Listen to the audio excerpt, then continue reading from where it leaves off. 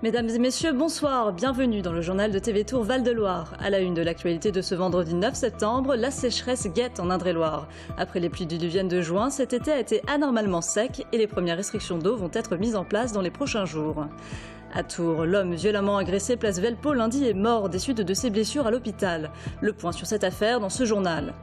Et puis nous irons aux archives départementales d'Indre-et-Loire à la découverte d'une pièce exceptionnelle, un sceau vieux de plus de 1000 ans ayant appartenu à l'un des fils de Charlemagne.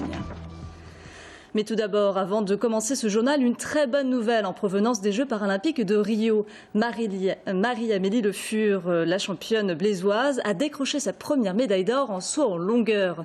La blésoise revient toujours d'une blessure, mais elle était en très grande forme cet après-midi et a réalisé un saut de 5,83 m. Elle bat ainsi son propre record du monde dans cette discipline.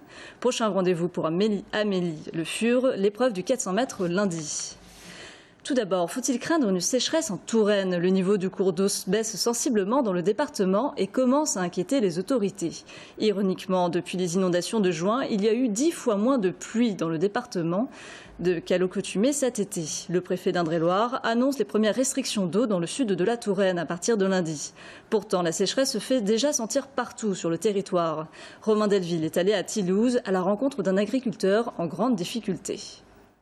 C'est le temps des semis d'herbe et de trèfle pour Jérémy Lemel. Cet éleveur de bovins à Thilouze prépare de quoi nourrir ses 80 vaches laitières pour l'an prochain. Mais au vu de la terre sèche, cassante, appauvrie en eau depuis 2 mois, il n'est pas sûr du tout que ça pousse. Je prends le risque de semer ma prairie pour la fauche de l'année prochaine. On verra bien si la pluie arrive un jour. Espérons qu'elle arrive quand même dans les 8-15 jours, parce qu'après ça va faire une levée tardive et on ne connaît pas la météo à venir. Il suffit d'un coup de froid début octobre et ça va faire encore un aléa supplémentaire à 2016. Enfin 2016, on est habitué à tous les aléas possibles inimaginables. Pire encore, l'ensilage pour cette année est catastrophique à cause de la sécheresse. Le maïs récolté n'a pas vu une goutte de pluie en juillet. Le rendement il est autour de 7 tonnes de matière sèche, alors qu'une année normale, on en fait 12-13, quoi. Et là, le souci, c'est qu'il n'y a quasiment pas de grains dedans.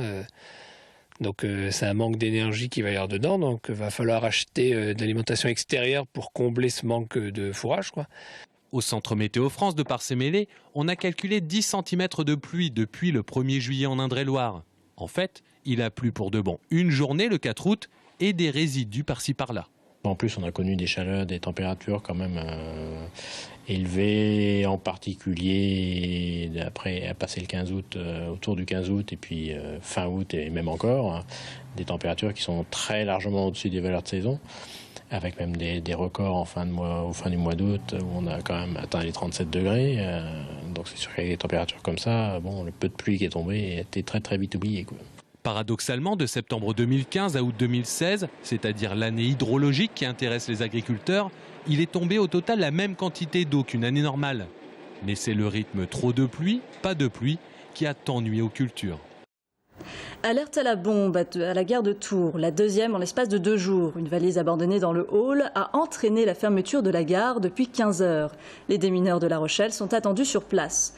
Conséquence, aucun train n'a circulé au départ et à l'arrivée de Tours. Le trafic ferroviaire est dévié sur Saint-Pierre-des-Corps. Épilogue dramatique dans l'affaire de l'agression place Velpeau à Tours. La victime, qui était entre la vie et la mort depuis lundi soir, est décédée à l'hôpital des suites de ses blessures. Au plan de l'enquête, très peu d'avancées, beaucoup d'interrogations sur les circonstances de cette rixe. Le point avec Wilfried Redonnet. Place Velpeau à Tours que le corps d'un homme de 44 ans a été retrouvé inanimé lundi soir vers 22h30. L'homme aurait été agressé par un groupe d'individus. Transporté à l'hôpital Trousseau dans un état critique, la victime est décédée des suites de ses blessures la nuit dernière. Dès mardi, la police judiciaire et la sûreté départementale se sont saisis de l'enquête. Pour l'instant, peu d'informations filtrent sur cette affaire. Pourquoi ces individus s'en sont-ils pris à cet homme, un SDF bien connu dans le quartier? Combien étaient-ils? Avait-il une ou des armes? Sur place, une connaissance de la victime avance l'hypothèse d'un règlement de compte sur fond de trafic de drogue. Une piste que refuse de confirmer le parquet de Tours, pour qui, à ce stade, toutes les hypothèses sont envisagées. L'enquête se poursuit, un appel à témoins a déjà été lancé, une autopsie de la victime aura lieu lundi prochain. Sécurité routière maintenant, avec une nouvelle fois de mauvais chiffres pour l'Indre-et-Loire. Alors que le nombre de tués baisse au niveau national, à Tours, le niveau augmente en Touraine. 5 personnes ont perdu la vie dans des accidents de la route. Sur un an, la situation est très préoccupante, avec 27 morts sur les 9 premiers mois de l'année. La préfecture maintient la pression sur les automobilistes en multipliant les contrôles de vitesse et d'alcoolémie. Le préfet d'Indre-et-Loire était d'ailleurs sur l'un de ces contrôles ce matin à Saint-Martin-le-Bourg. Louis Lefranc en a profité pour pointer du doigt les mauvaises habitudes des conducteurs de plus de 50 ans. 11 morts cette année, dans cette tranche d'âge, sur un an, sur 27 recensés, c'est considérable. Donc ce sont des gens qui sont des conducteurs confirmés, des gens qui ont plusieurs dizaines d'années de conduite et qui pour autant n'hésitent pas à boire des boissons alcoolisées et à prendre le volant avec des taux d'alcoolémie qui non seulement les mettent en danger, mais mettent aussi en danger ceux qui pourraient malheureusement les croiser dans les plus mauvaises conditions. À quelques semaines des Journées du patrimoine, les archives départementales d'Indre-et-Loire s'apprêtent à présenter pour la première fois au public un objet exceptionnel. Un sceau impérial vieux de plus de 1000 ans. Une signature de cire avait disparu du parchemin de 1836 qu'il certifiait. Après une longue enquête, le sceau a été retrouvé à Paris et fait actuellement l'objet d'études. Les scientifiques y ont découvert d'étonnantes traces d'ADN. Sabrina Melout a pu s'approcher de cette précieuse pièce en avant-première. C'est en 2012 qu'une enquête attentive permet aux archives départementales de mettre la main sur ce sceau qu'on croyait avoir perdu.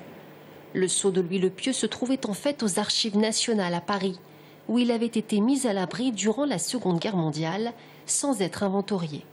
Le sceau est en cire d'abeille, donc il a la couleur de la cire d'abeille. Il a été restauré, donc on voit les traces de restauration là, de cire plus récente.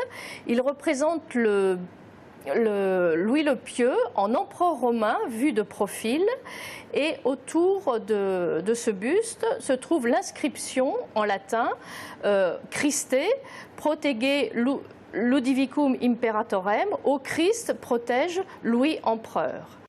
Louis le Pieux, fils de Charlemagne, devient empereur d'Occident à la mort de son père en 814. Un règne qui sera profondément marqué par la révolte de ses fils qui menacent l'Empire. Son surnom de Pieux lui a été donné car il soutenait les intérêts du pape. Le sceau renferme d'ailleurs bien des surprises. En analysant le morceau de cire, ils se sont aperçus qu'il y avait des fibres. Et ces fibres, en fait, étaient des cheveux ou des poils humains.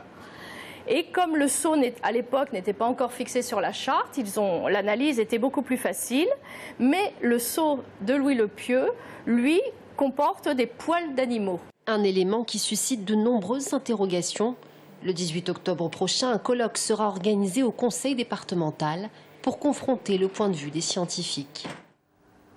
L'extension du musée des Beaux-Arts de Tours est en bonne voie. La commission départementale paysage a donné son feu vert ce matin en préfecture à la construction de cette nouvelle aile destinée à accueillir des centaines d'œuvres de l'importante donation Glickman.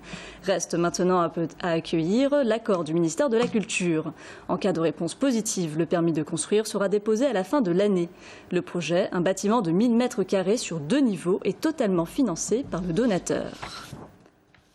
C'est historique. Demain, les handballeuses du CTHB vont faire leur premier pas sur le circuit professionnel. Les nouvelles venues veulent s'imposer et surtout se maintenir au niveau de l'élite. Première étape du grand rêve, samedi soir, les Chambriennes reçoivent à domicile Dijon. Bastien Mathieu. J-1 pour Chambray, J-1 avant le saut dans le grand bain. La LFH démarre demain et pour sa 6e année au CTHB, Stella Baudouin va connaître pour la première fois l'élite du handball sous les couleurs chambraisiennes. On a travaillé pour arriver à ce niveau, on l'a fait et ce premier match est entre guillemets une petite récompense. Mais ça sera la cerise sur le gâteau si on arrive à le gagner. Cette grande première, le club l'a imaginé depuis longtemps. Déjà l'année dernière, le recrutement de Division 2 avait été pensé en anticipant cette montée dans l'élite. Cet été, le CTHB a récidivé en recrutant des joueuses d'expérience, des jeunes à fort potentiel. C'est un beau recrutement. C'est un bon recrutement pour une équipe comme Chambray, pour une ville comme Chambray. C'est vraiment un très bon recrutement. On a Mouna Cheba, meilleure joueuse du championnat il y a 2 ans. Nelly Carla Alberto, Nelly internationale espagnole, médaille de bronze aux Jeux Olympiques à Londres, pas mal titrée quand même. Asperge et Dansette ont également rejoint les rangs chambraisiens, mais cette dernière s'est blessée pour toute la saison. Pour son premier match de l'histoire dans l'élite, le CTHB reçoit Dijon, un habitué de la LFH, malgré un bref passage en Division 2 il y a 3 ans. Un véritable défi pour Chambray, d'autant que les filles devront composer sans 3 filles majeures, Boutroux, Desouza et donc Dansette. On ne commence pas de la meilleure façon en ayant un effectif un peu restreint, mais voilà, moi j'ai pour habitude de dire qu'il faut faire confiance aux joueuses présentes et faire abstraction des blessés. Donc c'est ce que je ferai demain en souhaitant une bonne chance au groupe et en y croyant très fort. Les Chambraysiennes auront à cœur de bien débuter cette page d'un nouveau chapitre. Les coéquipières de Stella Baudouin devront tout faire pour assurer le maintien du club dans l'élite le plus rapidement possible. Une victoire pour démarrer serait la bienvenue. Avant de clore ce journal, sachez que ce dimanche, c'est le grand rendez-vous de la rentrée sportive à Tours, l'opération Sports Ouverte. Vous le savez, l'occasion pour chacun de s'informer sur les différents clubs de l'agglomération tourangelle, de découvrir et de s'initier à des dizaines de disciplines. 15 000 personnes sont attendues pour la première fois. Des stands et des animations prennent place au centre de congrès Vinci et sur le boulevard Heurteloup et en face de la préfecture. Une relocalisation assumée par la ville. L'an dernier, à cause des aléas climatiques, il n'a pas été possible de le faire au pôle nautique du Cher, qui est l'endroit idéal puisque ça permet de marier tous les sports. Donc nous nous sommes rapprochés du Vinci avec l'aide de Tours Événements et de son directeur, Denis Chouoc, afin de proposer aux associations et aux clubs tourangels et aussi aux Tourangeaux un site emblématique enfin ouvert au sport.